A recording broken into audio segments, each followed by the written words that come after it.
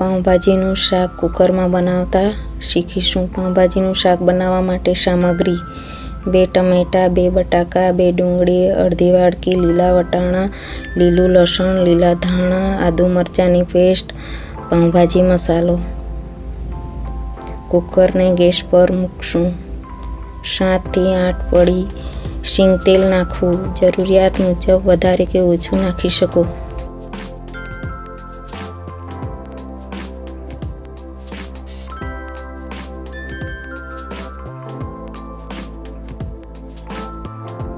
તેલ થોડું ગરમ થયા પછી અડધી ચમચી પાઉંભાજી મસાલો નાખવો.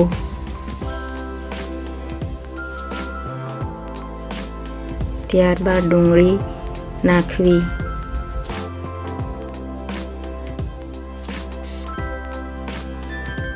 થોડું હલાવી મિક્સ કરી લેવું.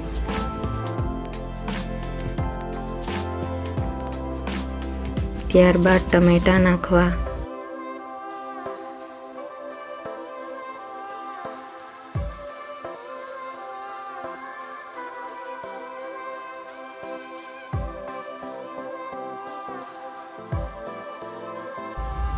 એક ચમચી હળદર,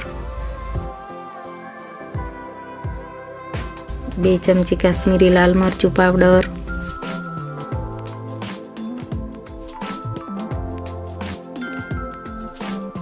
1 ચમચી આદુ લસણની પેસ્ટ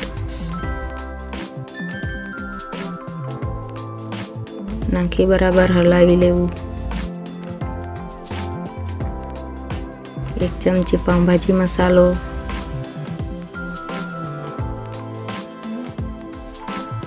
બટેટા, લીલા વટાણા નાખી શાકને બરાબર હલાવી મિક્સ કરી લેવું.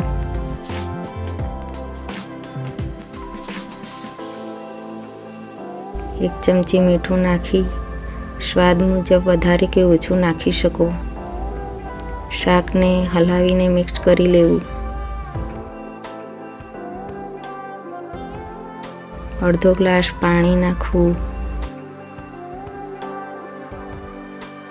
શાકને હલાવી બરાબર મિક્સ કરી લેવું.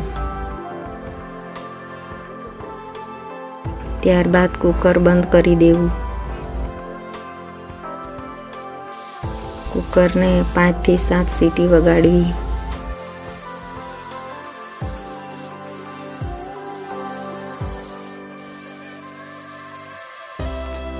ગેસ બંધ કરી કુકર થોડું ઠંડુ થાય એટલે ખોલી લેવું.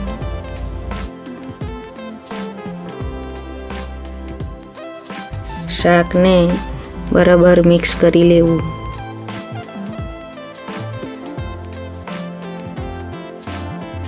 શાક મિક્સ થઈ ગયા પછી ગેસ ચાલુ કરી કુકરને ગેસ ઉપર મૂકવું અને શાકને થોડું ગરમ કરી લેવું. ત્યાર પછી અડધી ચમચી આદુ લસણની પેસ્ટ, પાઉંભાજી મસાલો અડધી ચમચી નાખી બરાબર હલાવી લેવું.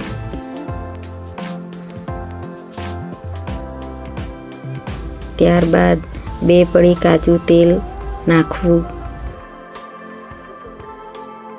શાકને હલાવી દેવું. 2 થી 3 મિનિટ પછી ગેસને બંધ કરી દેવું. ત્યારબાદ બ્રેડ કાપી લેવા.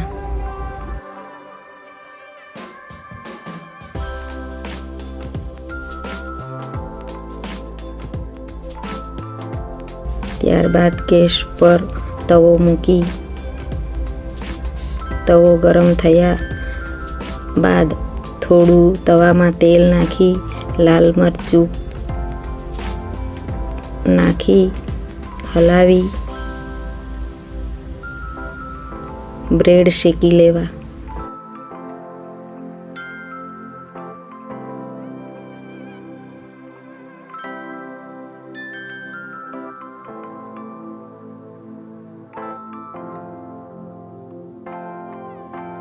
તો હવે તૈયાર છે પાઉંભાજીનું શાક. લીલું લસણ અને લીલા ધાણા ઉપરથી ભભરાવવા.